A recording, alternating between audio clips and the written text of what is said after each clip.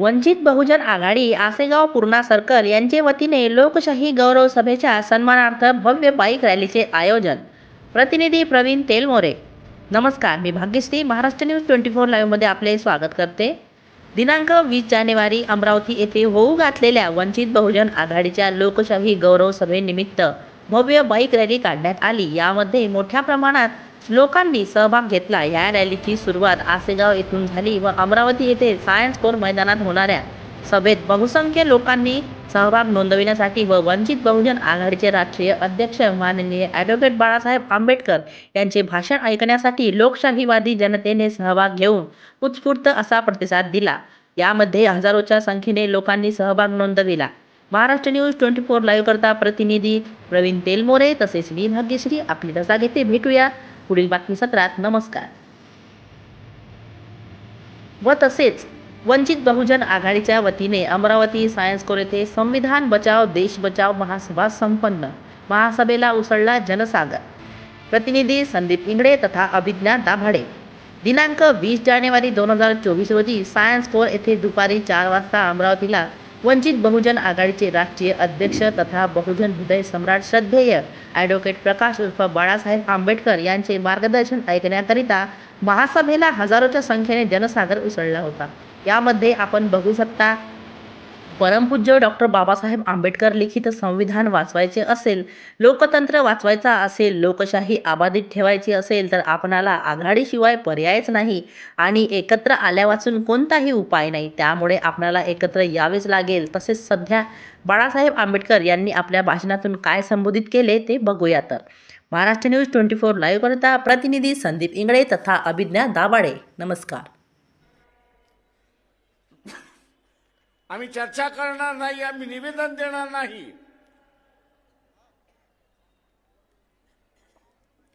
आणि निवेदन घेणारही नाही.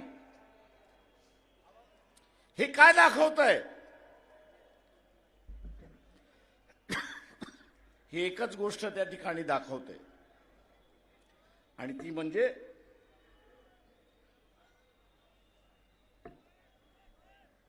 एक कलमी कार्यक्रम, हुकुमशहाचा कार्यक्रम.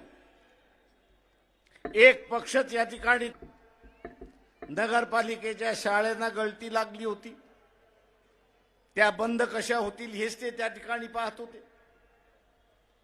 आणि आत्ताच्या सरकारने 62,000 शाळा आम्ही बंद करणार म्हणून घोषणा करून मोकळे झाले. अरे भाई, ह्यांच्या जागी आणणार काय? तर आम्ही खाजगी शाळा आणणार.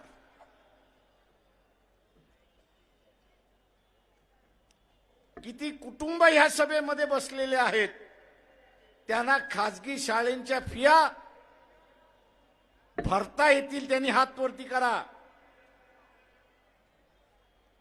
ज्या भरमसाठ खाजगी शाळेंच्या फिया आहेत त्या भरता येतील आणि आपल्या मुलाबाळांना शिकवता येतील अशी किती माणसं आहेत त्यांनी हात वरती करा. आपल्याला नुसतं मतदान करायचं नाही,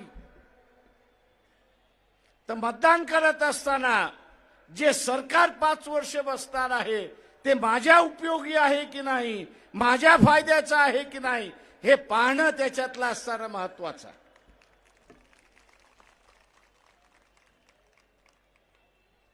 नाही तर माझ्या जातीचा उमेदवार आहे, मी आता जातीसाठी माती खाल्ली पाहिजे,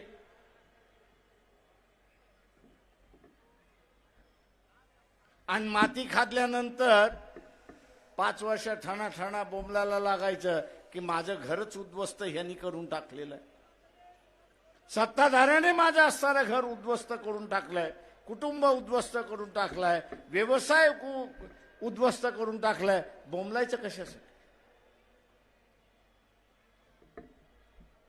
आणि म्हणून उद्याचं हे सरकार माझ्या विचारसरणीचं आहे की नाही हे त्याच्यातलं महत्वाचं आहे. ते बीजेपीचं सरकार असेल किंवा काँग्रेसचं सरकार असेल,